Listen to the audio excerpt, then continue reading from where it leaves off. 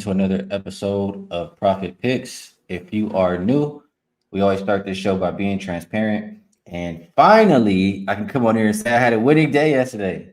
I went 3-0 in the NBA. I went with Blazers plus 13, Rockets plus 2. The best bet for the show was Spurs team total under 109. They didn't touch 100 and almost a full sweep, but we got hooked with the Cougars first half minus 16 and a half. But I'll take it. Much needed bounce back in the association, and let's heat up. That's how I feel. It's time to get back on the right track. Veno, it's been about a week since I've talked to you. How have you been? How's everything been treating you? Been good, Ski. I'll tell you the truth. It has been a weird week for me because we're talking about Thursday, right now, Thursday afternoon where I am. I've had 2 plays all week long. They both went Tuesday. I didn't have anything yesterday. Today's another light card. Sometimes it goes that way. You just don't see stuff that appeals to you, but it's been it hasn't been good. It hasn't been bad. It's been quiet. I guess that's the best way to put it, been quiet. But tonight we got all this NBA noise with the in-season tournament that we'll talk about. And I don't know. It is Thursday night football, but it's Steelers and Patriots. Yikes. Yeah, I don't know if it's too great of a game to watch. I'm sure majority of people will be watching the in-season tournament rather than a game with a total of 30 in the NFL. But I do want to. The chat is really funny too. I got to mention this comment. Boofer says, first, one to ask why you and J Money had beef. For some reason, people keep coming on here, Rob, and asking me that. But I made a big deal about it yesterday, so the chat is having fun with that. One thing I want to say before I get to more from the chat is insanity. The definition of insanity is doing the same thing over and over again and expecting different results. So I kept coming on and saying, everything that I'm betting is making perfect sense, but I'm not getting to the window with it. So I started trying to think a little bit more outside the box yesterday and using a little different kind of handicap for the NBA. That's how I got to Portland. That's how I got to Houston. And it ended up working out. So let's see if we can ride that wave for as long as it allows us to work. And let's take a look at a couple more comments. We did have Anthony on Twitter said he was guessing light pink. That's going to be a loser. Raven Ron with the navy blue. That's a loser. Booper just sharing the odds. Says light blue is minus 110, black plus 120, dark blue plus 170, yellow plus 700. Who got that plus 120 tonight? Yeah, catch that plus 120, guys. You got black on both sides of the screen. Nick had yellow. Munaf is the winner. There you go. He must have saw me and Steve Merrill this morning on Wagertalk's NBA tip-off. And then, they probably cheated. Nick says this combo gets brought up by Ski minus 140. We got odds for everything in here. Mm-hmm. And I think they did cheat. They said Veno probably sprinting to put on a green one right now. Come on, Bryce. I don't sprint anywhere. I love the chat. We definitely have a good time. Let me see a couple more comments before we get started here today. J Money 029 says Ali may go over 10 assists in the first half tonight with that big total. And I gotta remember this. Yeah, I sat here and checked out all the best bets from yesterday. Boofer says, by the way, who gave out the West Virginia +4? Busted the whole best bet parlay. It wasn't only that one. There were more losers than that one. I'll start off with the winners. How about that? Start off with the winners. Brian, his best bet was first quarter over 59.5 for Atlanta. That one did cash. Embiid over 30.5 or 32.5 points. Forgot what it was, but he had a 50 piece. That was by Saturated. That was a good look there. Wake Forest minus 3.5. That looked like an easy winner from Caleb. Mel, he shared Eichel over 3.5 shots on goal. That was a winner. I think he had 6 shots on goal. Lit Picks, back-to-back winners. Said Paul George over 22.5 points. Gets to the window. So those were the winners from yesterday. That West Virginia +4 didn't get there. Garland under 20.5 didn't get there. And Charlotte team total over for JB Brown didn't get there. And more winners than losers. So once again, another nice day from the chat overall. And this is why we handle the show the way that we do. So appreciate all of you guys in the chat. Let's keep working and Veno. I think it's best if we can get NFL out the way first, and then we'll focus in on NBA. How you feel about that? We can do it, buddy. Let's do it. All right, sounds good. And a lot more comments coming in. Just put these up there. They appreciate us. Rob AOD says, "Ski, we love you. Rob, we love you." But then you got to sneak this one in. Man, oh man. It's all love, though, Rob. Yeah, I know. I know. Guys think they know my tendencies. I don't know. All right, let's get to it. Let's enough fun and games. Let's get to some actionable info, as they would say on Wagertalk today. And we'll start with 101, 102, New England and Pittsburgh. This game opened up Steelers -6.5. They are a 5.5 point favorite right now. Total open 35, and it's down as low as, I mean, it's pretty much 30 everywhere right now. A couple things I'll say about this game, Rob. You know, I'm not too much into the football at the moment, but Patriots, the worst road offense in the NFL. They average just under 11 points per road game. Steelers going to be missing Kenny Pickett in this game with that high right ankle sprain. Mitch Trubisky, can we trust him to put up any points? I mean, I feel like this total is low for a reason. Can you get to the under, or is it too low for you, Rob? Well, there's no way I can get to the under because 17-14 beats you. And, you know, it could almost happen by mistake, right? One of these two quarterbacks could get strip sacked, and that could lead to, I mean, there's a TJ Watt is on the field. So it's just way too hard to get there, Ski, even though in college football, you know, Iowa totals were this way all season long. And you keep thinking they're too low, and even down to the very last game against Michigan, it wasn't too low. They only scored 26. So I'm not going to talk anybody off of under. I'm just saying for myself, I can't get to the window where 17-14 could beat me with the potential for defense to do some things here and maybe get short fields for their offenses, which both, well, you know, Pittsburgh made a big deal a couple of weeks ago because their offense gained 400 yards after they made a coordinator switch, and then they came back last week and were terrible. So we don't know what the Steelers really are here. The weather is not an issue, Ski. It's going to be mid-30s, which is fine for both of these teams. There's no wind. There's really nothing to be concerned about there for early December. I tend to think that New England plus the points could be the right side, simply because I don't know that the other offense can score enough to create margin in this game. And it's really basic and really general to say something like that. I mean, I'm not giving anybody anything in depth, but I don't know how far in depth you have to go with this game, to tell you the truth. I mean, generally, I'm a guy who's pretty thorough and talking about a lot of numbers. But in this instance, I think what we see on the surface is what we're going to get. These primetime games have all been lower scoring. Both of the offenses are terrible. Both of the defenses are the best units on the field. So again, if this thing were in the vicinity of 34.5, 35, I could be talked into under, but at this price, I can't. And if I had to bet it, Ski, and I didn't, I'd much rather leave this game alone. And if I see something in game, I'll bet it. But if you guys out there are leaning towards the Patriots, I can't talk you off that plus the 5.5 or 6. I can't help but think if you think the Patriots are going to be in this game is staying under 30 because that Patriots offense is struggling to score versus everybody. So between that and not having faith in Trubisky, I mean, as I say that, he could very well throw a couple picks and that could lead to points for the Patriots. So makes me nervous. If I have to take a side, I don't think I trust the Steelers to lay the 5. And if I feel like the Patriots can cover, I'll go Patriots and under as my leans for this game. But anything else, Rob, before we move away from this one? People making fun, they saying Patriots team total under a 0.5 point full game.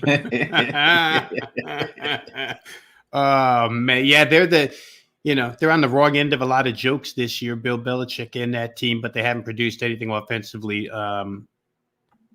If you just look at motivation at this time of year, Ski, I mean, we are 12 games in, And this is going to be the 13th game. So if you're in the playoff hunt, motivation is on your side. And certainly Pittsburgh at 7-5 in second place in their division. You can't lose a game to New England with what's left on your schedule. I mean, you get a game like this at home, you got to win it. So I don't know. Money line is going to be pricey. Wouldn't like to lay 5.5, just because I think neither offense will score a bunch. So the dog is probably live at plus 5.5.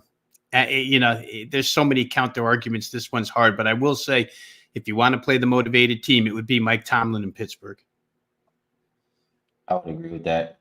Some people mentioning first quarter under. The first quarter total is 6.5, so 1 touchdown would kill that. That would make me a little nervous. Just if they are going to score, it might be the first drive when it's scripted. First half is 14.5. I'm too nervous to play this game. We talked about how we feel about it, but I'm going to be putting my money on the NBA versus NFL, 100%.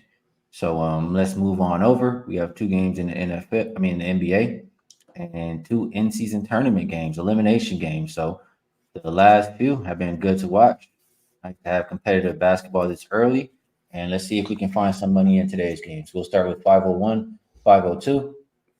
Indiana heading into Milwaukee, Indiana versus Milwaukee. This game will be played in Las Vegas at the T-Mobile Arena. Opened up Bucks -4. They're now a 5-point favorite. Total opened up 254.5. Still not high enough, says everybody. It's up to as high as 257.5. Almost touching 260 here today. Injury report. Let's hit refresh. For Indiana, looks like Jalen Smith will be out, but everybody else is available. For the Bucks, they continue to be without Pat Connaughton and Jay Crowder. This one is crazy, Rob, but I still can't talk anybody into betting the under in this game. Granted, last time they did play, it reached 250, so that gets you under this one, and the game has to be very perfect. But one thing I think we can count on is the pace will be there for the Pacers, and the Bucks don't mind playing with pace either. They actually probably prefer to play with pace. Both of these teams' offense has been better than the defense. Both top 10 offensive rated teams the last 5 games. Pacers, we can't trust them defensively, but I feel like the Bucks started to play a little bit better on that end. So that does. It makes me a little nervous. At the same time, I think about it. I'm like, I don't trust Lillard and Beasley and them to stop Halliburton. Like, I just don't see it happening. So I'll look a little bit more. Both teams top 10 3-point percentage on the league. Pacers are second worst defending it. Pacers are also the worst team defending the paint. And this is where it makes me think that Milwaukee probably will name their number in this game, because if you're the worst team defending the paint and you're going up against Giannis, that's a recipe for disaster. And then if you're second worst defending the 3, going up against Lillard and Beasley was just hot too, that's a recipe for disaster too. So I think Milwaukee will score their share of points. It's just a matter of if the Pacers can't keep up. And I think they will enough for the total. I don't know if they will enough to cover the point spread in this game. I'm going to kick it over to you, Rob.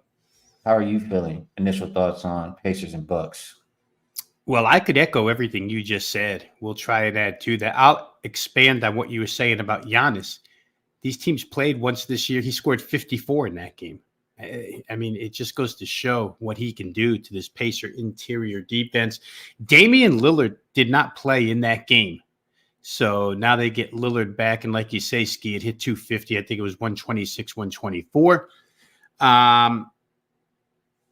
It's interesting. These numbers now, 257. It's just crazy. But I have to agree where when you watch, I watched the Bucks and Knicks pretty close the other night, just to see if this, somewhat playoff type atmosphere, right? They're creating some type of must win type of atmosphere here. And Milwaukee didn't slow down or choose to play D. They just chose to go out and score 146 against a really good defense because they can. I can't see Indiana stopping that. But then when you watch Indiana and Tyrese Halliburton the other night against Boston, they couldn't stop him. And that's a good defensive team that had no prayer of stopping him the other night. So to make an argument for the under, even at this price, is really, really hard. I went to the team totals and I tried to think which one would I prefer, Indiana or Milwaukee, and it's hard to prefer one over the other. Milwaukee's now at 130. I guess you can find a 130.5 at DraftKings, but it's mostly 131s. And the Pacers side is 126. As of, I want to say about 3 weeks ago, I remember being on a show with you where you were telling me, I don't want the Bucks giving points to anybody. They shouldn't be giving points to anybody. So if we still feel that way, even though they have played better, they're up to 15-6. I think that, 126 just seems like a low total for the Pacers. They're going to let you have yours, but they're going to get theirs. And I'm with you on the perimeter. Milwaukee can't stop anybody out there. And Indiana is not just a jump shooting team. So between Benedict Mathurin and Buddy Hield and all these guys that can put up points, I'd have to think that Indiana's team total gets there. But as for game total, I think I would like it. Even though it's this high, I couldn't say under, just based off of what we're seeing right now. I don't know the defense is going to take hold in this game. So we're in agreement there. It's a one-way ticket as far as the total is concerned. And yeah, I did say that about the Bucks a little while ago, but they've started to play better. That is for sure, and they've actually started to play defense. So I'll take that off of take that label off of them for now. And I'm not running to the window to bet Milwaukee, but it is the way that I think I prefer to bet right now. I think Giannis over his points could be a good look as far as props are concerned. Saturated mentioned Hallie points plus assists. I would agree with that. I think Lillard can also have success here tonight. So a lot of different ways to look for points. I could just give you a couple of numbers from that first game, Ski, where player props are concerned. Tyrese Halliburton, 29 points, 10 assists. So that's 39. That's an easy over, right? Points and assists. So maybe Saturated's up to something. Benedict Mathurin had a big day, 26 points, 11 rebounds in that particular game, 37, where those two categories are concerned for him. Like I say, Giannis had 54 and 12. The rest of the team was fairly quiet because he had those 54. So I don't know. If you're playing anybody's prop under, I'm not going to endorse that. You got to be playing stuff that's over. Yeah, we know you like the overs. And shout out our guy Anthony. He wasn't sure if he was going to make the show. He hit us up on Twitter, but he dropped by real quick to leave a like and see what color Mr. Veno was wearing. Didn't cast what was it? Was it pink? I forgot what he said on Twitter. But he said pink. It was pink. Yeah, no pink today. But I appreciate you tapping in and hitting the like button for us. Much appreciated, Anthony. A couple more comments coming in on this one. Guys liking Mathurin. I need money likes Mathurin over 13.5 points. Tyler thinks that Miles Turner can hit 2 plus threes tonight. Munoz likes Bruce Brown, points plus rebounds over 17.5. Couple good looks here. I don't think I'm going to bet this game. I just go back and forth. I think there's too many ifs, too many question marks. I think player props would be the way I prefer. And player props haven't been the best for me lately. So I think I'll leave it to the chat and move on over to the next game, which is 504 Pelicans versus the Lakers. Opened up Lakers -2, pretty much 2 everywhere. Total open 230, and we're looking at 231 as a consensus. For the Pelicans, they'll be without Matt Ryan and Larry Nance Jr., 2 ex-Lakers. They still have Ingram, though, another ex-Laker. Lakers will be without Gabe Vincent, but it looks like Anthony Davis, Vanderbilt, and LeBron, all game time decision. LeBron is the true questionable. Vanderbilt and AD are more like probable, more like likely to play here tonight. So I'll say this. I'll start with this. If I look at how both of these teams have been playing lately, Pelicans have been playing better than the Lakers. They've been covering games lately. They had that team meeting or whatever. Ingram and Zion have been working with each other, etc., and it's translated into them playing a little bit better on the court. They've also gotten more of their shooters back in the lineup, and CJ McCollum and Murphy. So that helps with their spacing on that side. For the Lakers, they've also gotten healthier. They get They've gotten Vando back. They've gotten Rui back. All of their wings. They're missing wings for like 2 weeks. So the main thing I want to think of, or I think in this game, or the first thing I think is, you know, Lakers are a different team when they have those players in. They need those wing players. And when they don't, teams just abuse them. And they would get abused by the Pelicans team if they didn't have them in there. But I think Reddish is going to do a good job defensively tonight. I think Vando, like, we need to stop Ingram. We need to stop Zion. And I like to see our lengthy defenders back in the lineup. I say we because I'm a Lakers fan. Lakers have made it clear how much they've cared about this tournament from the start. Even when they weren't winning their other games, they dominated every single tournament game except for the last, which they still won. And I think they got a little bit of help in that last game, Rob. Um, you hear Devin Booker talk about it. KD even, talks. He didn't say too clear, but he says he thinks it's set up for the Lakers to win this tournament. And I feel like I agree with that. You look at there was a comment that came in and asked me to look at LeBron with certain refs. Munoz did let me know this morning that the refs tonight all combined 60% ATS for Laker games. I mean, Scott Foster's out there tonight, Rob. Scott Foster's out there and I'll call it primetime game for lack of better words. No, we don't call NBA primetime all the time, but in these big games, when Scott Foster's out there, my money's out there for a reason. And I don't think the NBA puts him out there because they really want the Pelicans to advance. I think it's, they much rather see LeBron in the championship or LeBron, win the first in-season tournament. So I think the Lakers get a little bit of help. I think Lakers, have the home court advantage, even though they're away from home. They have more fans in general and more fans in the Vegas area. I think a lot lines up for the Lakers here tonight. I don't see anybody stopping LeBron the way he's been looking lately. Anthony Davis has had a lot of success versus Pelicans team in his career. I think he's played 10 career games versus them. Last 3 have been especially good. I would look towards him to have success either on the points or rebounds. I know his rebound prop was 12.5. He's been more like 14, 15 the past like 4 or 5 games. And his point prop, I think he averages, I don't know about his point prop number, but he averages 27.9 versus the Pelicans out of the 10 games. So either AD points plus rebounds, Lakers on the money line. Those are the ways that I think I'm feeling strongest about this game. And I have a feeling you'll talk about the total, and I'll be able to bounce back after that. So how are you feeling about the Lakers? Do you think it's set up for the Lakers to win? And any thoughts on that 231 total? I think we could add a new referee to our list of guys because Tom Washington is the guy who gave that timeout the other night and it could be that he didn't see it. And he was on the other side of the floor. Maybe he didn't see that the ball was loose and not possessed by the Lakers at the time of the timeout. But, for those who are cynical and for those who want to play the conspiracy theory, Tom Washington, put him on your list. I like under here, Ski, and you don't hear it out of me an awful lot under, but some of the things you pointed out are reasons why. I'll just go over the couple of things you said, and then I'll add to it the way I feel where numbers are concerned. Jared Vanderbilt's a big deal defensively. Big deal defensively for the Lakers. So nice to have him back in this particular instance. To the point of the Lakers really wanting this, I can give you LeBron's quote. You've got some of the most alpha male competitors in the world. And if you give us an opportunity to play for something meaningful or an incentive, then you get what you're getting.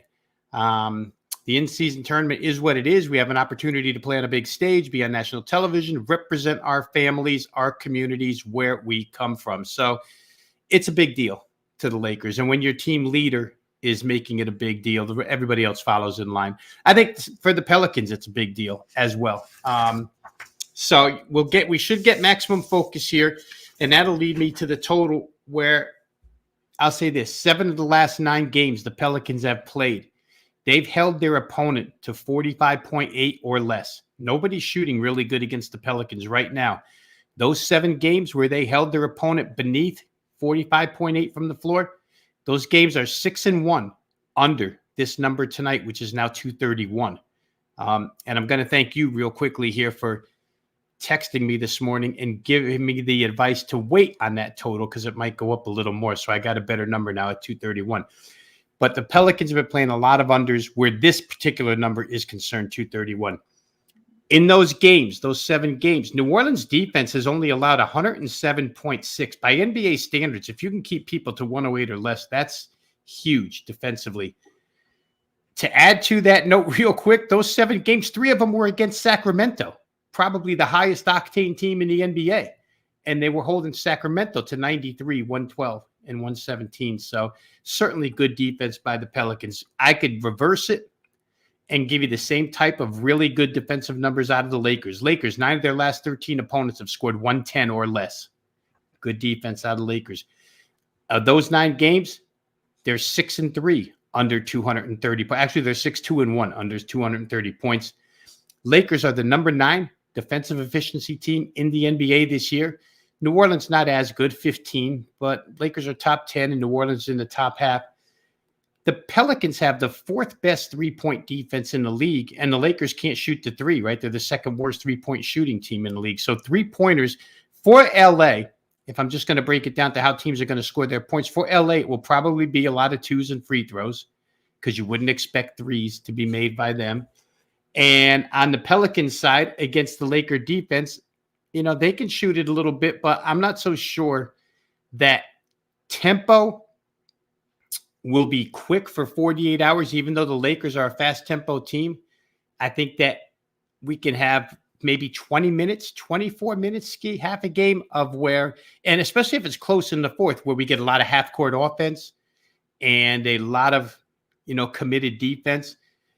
So to me, with this type of motivation and with these type of defensive numbers to begin with, and with the additions to the Laker roster and rotation that we talked about, I got to figure that defense and a little bit of half-court tempo is going to add up to under 231 tonight. It's a different venue. It's in Las Vegas. It's not like somebody's playing at home. I'm not going to say that, 4 rims and maybe you come out cold, but it is possible.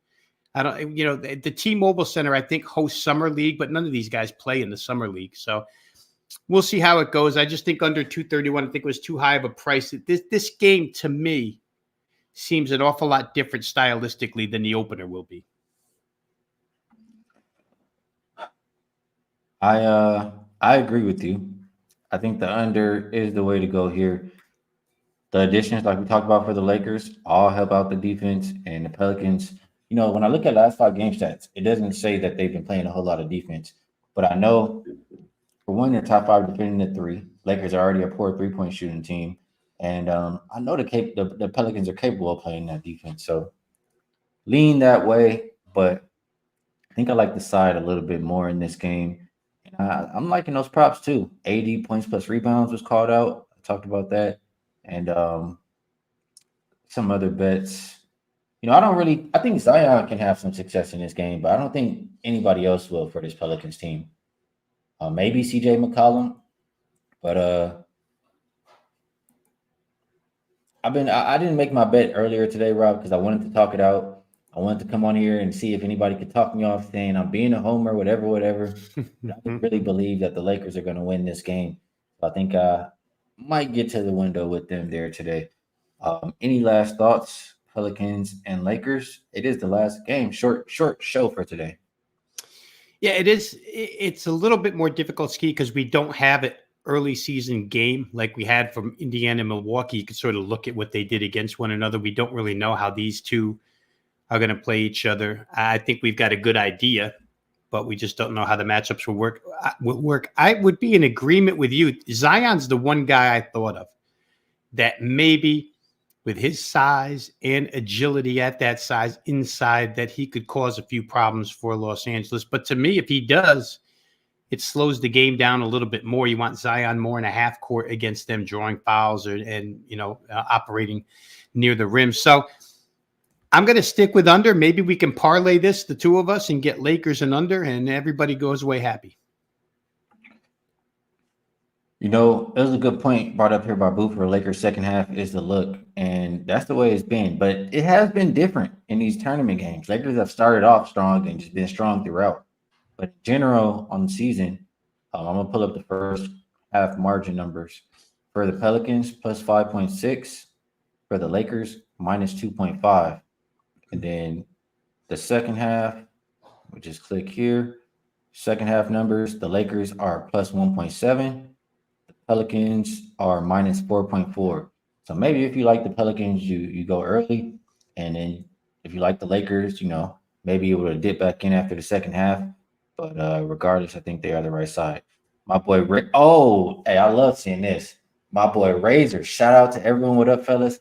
$300 gamblers first glance. NBA Lakers money line minus 120. And shout out Razor because I talked to you, or maybe I said it in the beginning of the show. I either said it in the beginning of the show or off air to you, Veno. But everything I've been doing lately in the NBA has like I will add it up and it seems like this makes perfect sense and then it doesn't happen. And the theme of Razor's Gambler's First Glance is just that. Like you cap the game or you look at the game, the first thing you think is, oh yeah, this gotta be the side. And then he's like, no, you're wrong. You got to look a little bit more into the game. And this is why the other team should win. So shout out to you, Razor. I did that thought process on the Rockets and the Blazers yesterday, and I had two winners. So Razor says Lakers money line tonight, and I love to hear it. All right, Mr. Veno. I think it is about that time. But before I kick it over to you, I want to remind everybody in the chat I still want to know what you guys' best bets are. I mean, the past 2 days we've been doing this. I mean, we already know that everybody in the chat is sharp. But the past 2 days, it's been a whole lot of winners being shared in this best bet segment. So drop your best bet in the chat. I will write them down, and we'll see who had all the good looks when we come back tomorrow. So, Rob, like I said, about that time, is there anything you would like to promote? And also maybe a wager you like a little bit more than the rest? Yeah, first thing I'll say is that Razor should have brought Gambler's First Glance to us about 2 years ago when this started happening, because we're on this show where the contrarian play continually wins, right? You look at the game and it looks like, oh, there's no way that team can win. In the NBA the last 2 years, that has been a theme. So the illogical overrules the logical a lot of time, more than 50% of the time. I'll say that. I don't have exact numbers in front of me, but sometimes the illogical does come through. Let's go ahead and promo real quick here. I'll say first that for those watching, I'm going to be back on with Ski again tomorrow. We'll go a little more in depth with football for you tomorrow. And I'm going to try and make some time next week, maybe for some college bowl talk, but college bowl season is coming. So if you are interested, push your way over to wagertalk.com. My bowl selection packages are going to be up and available over there in the next few upcoming days. We'll start with the early bowls and then work our way through. I'm never big on touting myself, but I will say this. The last 11 weeks of the college football season, my college football has been number one over at Wagertalk. We picked up 60 units of profit in college football, 62% winner. So it's been really, really good since mid-September. You want to go over there to wagertalk.com, to my homepage, and find that. Plus NFL, college hoop, NBA. Wagertalk, by the way, some specials going on over there. So, if you don't like paying full price, go ahead and pay their special price. I think they have $199 for the remainder of the year. And I think they have $99 specifically for every bowl selection. So once again, wagertalk.com. And if you're not a member, just go over there and drop your email address and get all the free stuff that comes with just being a member. All the videos, all the media work, all the written work. It's all free. You can get analysis on every single game and every single sport just about us. That's wagertalk.com. Now, after that long promo by me, because I really don't go that long, but I'll say this, Ski. I like the Laker game under. We just talked about it. I'm not going to repeat it.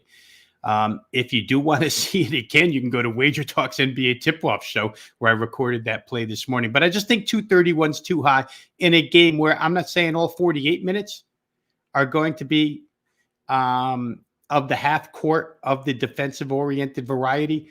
But I think if you can get 20 minutes like that in this game tonight, then it'll stay under 231. 231 is still not an easy hill to climb, especially when motivation kicks in. And motivation, especially this type of motivation, $500K a person, generally breeds defense. So I'm going to take under 231 in the late game, Pelicans, Lakers. And last thing I'll say real quick, for those who don't know, that first game start time is kind of weird. 2 o'clock Pacific this afternoon, 5 o'clock East. So don't miss it. If you're playing Bucks Pacers, don't miss it because you think it's a regularly timed game. For some reason, it's 5 o'clock East and 2 o'clock Pacific. Good stuff there, Rob. And I will go to the same game for my best bet. I'm not going to overthink it. Not overthinking it, man. Tourney is set up for the Lakers to win. You saw how good they play these tournament games. They're healthy right now. They match up well with this Pelicans team. They get the job done tonight. I will take them on the money line. The best number we can get right now is minus 125, and that will be in my pocket. So, Rob, appreciate you hanging out and capping these games with me today. Rob will be back with us again tomorrow. Like I always say, we love you guys in the chat. Chat makes the show. Show is absolutely nothing without you guys. So, much love to all of you. Best of luck if you tell. Good luck on all of your action. I will also be live at 1 p.m. Pacific Standard Time with Wham, Dutch Boy Fresh, and Veno. So make sure to tune back in, find some more winners, and I'll catch you guys in. Peace.